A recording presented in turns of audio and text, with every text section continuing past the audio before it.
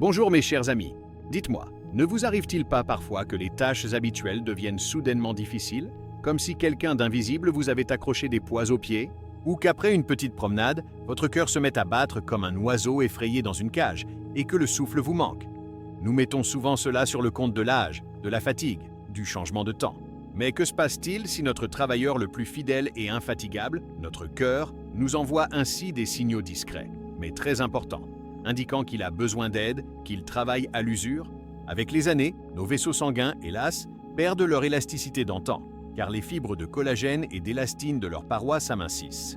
Des plaques d'athérosclérose, composées de cholestérol et de calcium, peuvent apparaître, rétrécissant la lumière des vaisseaux, comme la rouille corrode les tuyaux, empêchant la libre circulation du sang. Imaginez une autoroute très fréquentée sur laquelle plusieurs voies sont soudainement fermées. Un embouteillage se forme immédiatement. De même, le cœur doit travailler 2 fois plus dur pour pousser le sang à travers ces canaux rétrécis. Il lui est particulièrement difficile si nous nourrissons le problème avec des aliments gras et salés. Toutes ces saucisses appétissantes, ces charcuteries, ces conserves au vinaigre, qui non seulement favorisent la formation de plaques, mais augmentent également la pression artérielle, obligeant le cœur à battre plus vite et plus fort, comme un moteur tournant à plein régime. Ou si nous oublions l'activité physique, préférant un fauteuil confortable à une promenade active, permettant à notre cœur de paresser et de s'affaiblir, car le muscle cardiaque, comme tout autre muscle, perd son tonus sans exercice. Mais je ne suis pas là pour vous effrayer, mais pour vous aider à reconnaître ces signaux discrets et vous suggérer des mesures simples, accessibles à chacun d'entre vous, qui aideront votre cœur à battre à nouveau régulièrement et avec assurance. Des études scientifiques montrent que même de petits changements dans le mode de vie peuvent réduire le risque de maladies cardiovasculaires de 30 à 40%. Je vous promets que ces changements simples dans vos habitudes et votre alimentation vous apporteront un soulagement, vous redonneront force et joie de vivre. Restez avec moi jusqu'à la fin et vous apprendrez comment entendre votre cœur à temps et lui offrir une vie longue et saine. Ainsi, le premier signal discret, mais très éloquent, est l'apparition ou l'aggravation d'un essoufflement lors d'un effort qui vous était auparavant facile. Montez au 2e étage, marchez rapidement jusqu'au magasin, travaillez dans le jardin. Si tout cela commence à vous provoquer un manque d'air, c'est un signe d'alerte. On considère que si l'essoufflement survient après avoir parcouru moins de 500 mètres sur un terrain plat ou en montant un étage par l'escalier, c'est déjà un symptôme significatif. Au lieu de vous installer définitivement à la maison, craignant de vous fatiguer davantage, il est important de comprendre qu'un effort modéré et régulier, au contraire, entraîne le muscle cardiaque. Lorsque le cœur est affaibli, il ne peut pas pomper efficacement le sang, et les poumons ne reçoivent pas suffisamment d'oxygène, d'où l'essoufflement. C'est comme une pompe à faible débit qui ne peut pas assurer la pression d'eau nécessaire. Il faut commencer modestement, de courtes promenades sur terrain plat à un rythme lent, pendant 10-15 minutes par jour, en augmentant progressivement la durée et l'intensité. Il est important que le pouls pendant l'effort ne dépasse pas les valeurs admissibles pour votre âge, que l'on peut calculer selon la formule, 220 moins votre âge, et prendre 60-70% du nombre obtenu. Des efforts réguliers et adaptés, marche, natation, gymnastique douce, marche nordique, améliorent la circulation sanguine, aident le cœur à pomper le sang plus efficacement, réduisent la pression artérielle et le taux de mauvais cholestérol. C'est comme huiler un mécanisme bien rodé. Il fonctionne plus longtemps et de manière plus fiable. Une diminution de l'essoufflement, une amélioration de l'humeur, un regain d'énergie, voilà quelques-uns des effets positifs. Par conséquent, si vous remarquez un essoufflement, ne vous empressez pas de vous considérer comme infirme. Commencez modestement, consultez votre médecin au sujet de l'effort qui vous est permis et intégrez progressivement l'activité physique dans votre vie. Même 30 minutes de marche par jour peuvent faire des merveilles pour votre cœur. Rappelez-vous que le cœur est un muscle, et comme tous les muscles, il se renforce avec l'exercice. L'inactivité, au contraire, l'affaiblit, le rendant moins capable de faire face à ses tâches. Le signal discret suivant, auquel on ne prête souvent pas l'attention voulue, est l'apparition d'œdèmes aux jambes, surtout le soir. Vous enlevez vos chaussures, et des marques d'élastique de chaussettes sont visibles sur vos chevilles. Vos jambes semblent lourdes, remplies. Cela peut être un signe que le cœur ne parvient pas à pomper le sang, et que le liquide commence à stagner dans les membres inférieurs. Souvent, le coupable est un excès de sel dans l'alimentation. L'Organisation mondiale de la santé recommande de ne pas consommer plus de 5 grammes de sel par jour, soit environ 1 cuillère à café. Et nous en consommons souvent 2 à 3 fois plus, car le sel se cache dans de nombreux produits transformés, pain, fromage, charcuterie, conserves. L'excès de sodium que nous recevons avec le sel oblige notre organisme à retenir l'eau pour diluer ce sel. Le volume de sang circulant augmente. Le cœur doit travailler davantage pour pousser ce liquide excédentaire. C'est comme une pompe qui est obligée de pomper plus d'eau qu'elle ne le devrait. Elle s'use plus vite. Remplacez l'excès de sel par des herbes aromatiques et des épices. Aneth, persil, basilic, curcuma, gingembre, ail, laurier. Non seulement rendra les plats plus savoureux, mais aidera également à éliminer l'excès de liquide, à réduire la pression artérielle et à faciliter le travail du cœur. Jetez un œil à votre salière. Peut-être vaut-il la peine de la remplacer par des pots d'herbes aromatiques? Votre cœur et vos jambes vous en seront reconnaissants. Il est également important de noter que certains médicaments peuvent provoquer des œdèmes comme effet secondaire. Il est donc crucial de discuter de tout nouveau symptôme avec votre médecin. Un autre signal discret que nous ignorons souvent ou que nous mettons sur le compte de la fatigue, ce sont les vertiges périodiques, l'apparition de mouches volantes ou d'un voile devant les yeux, surtout lors d'un changement brusque de position du corps, hypotension. Orthostatique. Cela peut être lié à une perturbation de l'irrigation sanguine du cerveau due à des problèmes cardiaques ou vasculaires. Souvent, la cause en est la déshydratation. Nous avons l'habitude de boire beaucoup de thé ou de café, mais ces boissons ont un effet diurétique et peuvent aggraver le manque de liquide. La caféine contenue dans le thé fort et le café peut provoquer un spasme des vaisseaux sanguins et influencer la pression artérielle tout en déshydratant l'organisme. Il est recommandé de boire 1,5 à 2 litres d'eau pure par jour, sauf contre-indication médicale.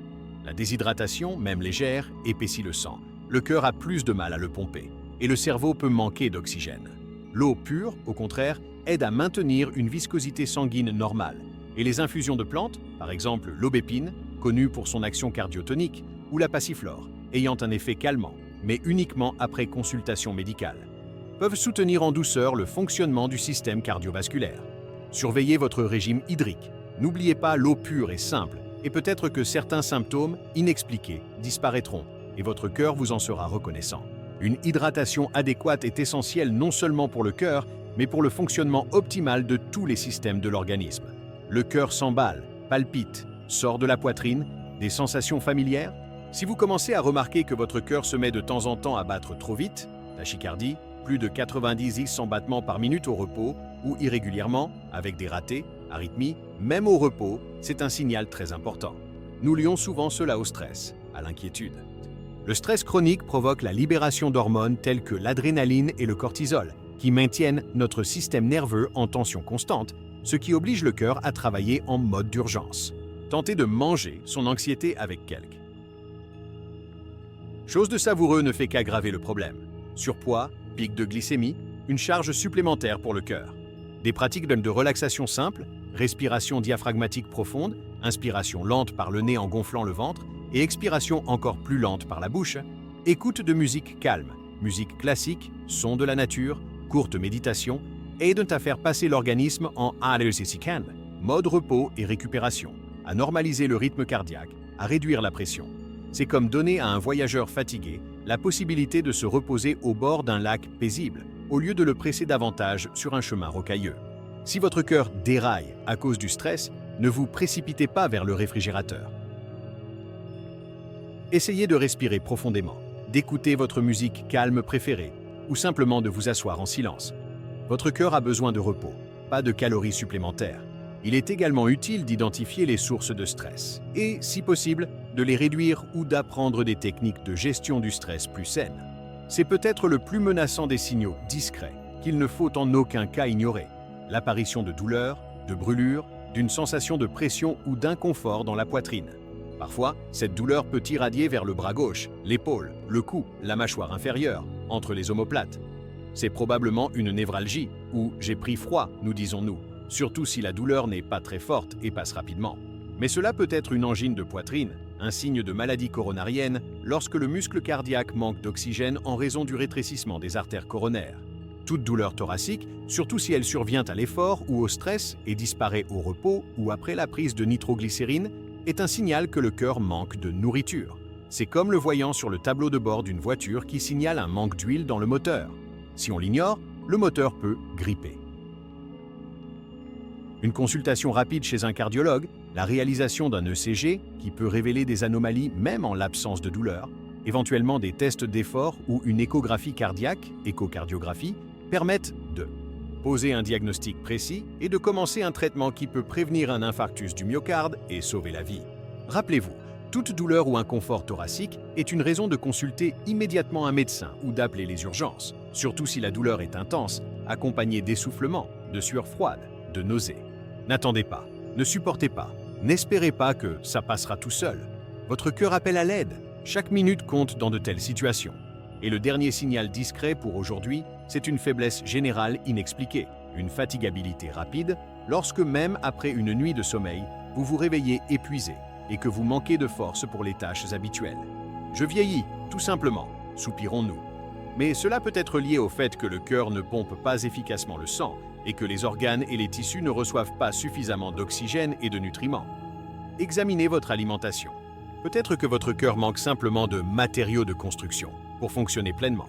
Les aliments riches en acides gras oméga 3, poissons gras de mer, saumon, maquereau, hareng, huile de lin, noix, en potassium, bananes, abricots secs, pommes de terre en robe des champs, épinards, en magnésium, noix, graines, céréales complètes, légumineuses, vitamines du groupe B en antioxydants, légumes et fruits colorés, baies, aident à maintenir la santé des vaisseaux, un rythme cardiaque normal, à réduire le taux de mauvais cholestérol, à protéger les cellules cardiaques contre les dommages.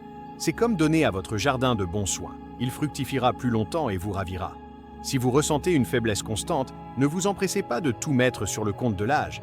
Faites attention à votre alimentation. Une alimentation équilibrée et riche en nutriments essentiels est la base d'un cœur sain et d'un corps plein d'énergie. Pensez également à vérifier vos taux de fer et de vitamine B12, car des carences peuvent également provoquer une fatigue importante. Nous avons donc examiné 6 signaux discrets, mais si importants, que notre cœur peut nous envoyer lorsqu'il travaille à l'usure. Rappelez-vous, mes chers amis, votre cœur est un organe étonnant qui travaille pour vous chaque seconde, sans week-end ni vacances, effectuant environ 100 000 battements par jour et pompant environ 7 000 litres de sang. Et il mérite notre attention, nos soins et notre amour. N'ignorez pas ces demandes d'aide discrètes. Votre sagesse, votre expérience de vie, ce sont vos meilleurs alliés pour préserver votre santé. Vous avez vécu une vie longue et riche, et vous avez pleinement le droit de profiter de chaque jour en bonne santé et de bonne humeur. N'ayez pas peur de consulter des médecins, n'ayez pas peur de changer vos habitudes si cela est nécessaire pour votre bien. Même de petits pas faits aujourd'hui peuvent entraîner de grands changements positifs demain. Les statistiques le sont implacables. Les maladies cardiovasculaires restent la principale cause de mortalité dans le monde, mais jusqu'à 80% des infarctus et des accidents vasculaires cérébraux prématurés peuvent être évités. Il est crucial de comprendre que prendre soin de son cœur n'est pas une contrainte, mais un investissement dans une vie plus longue, plus saine et plus heureuse. Chaque choix sain que vous faites, que ce soit dans votre alimentation, votre activité physique ou la gestion de votre stress, est un cadeau que vous offrez à votre cœur et à vous-même. Croyez en vous, en vos forces, en votre capacité à aider votre cœur à être sain et fort. Puisse-t-il battre régulièrement et joyeusement pendant de très nombreuses années encore, remplissant votre vie d'énergie et d'amour. Soyez en bonne santé. N'oubliez jamais que vous n'êtes pas seul dans cette démarche. Parlez-en à vos proches, cherchez du soutien et partagez vos succès. Ensemble, nous pouvons faire une réelle différence pour la santé de notre cœur.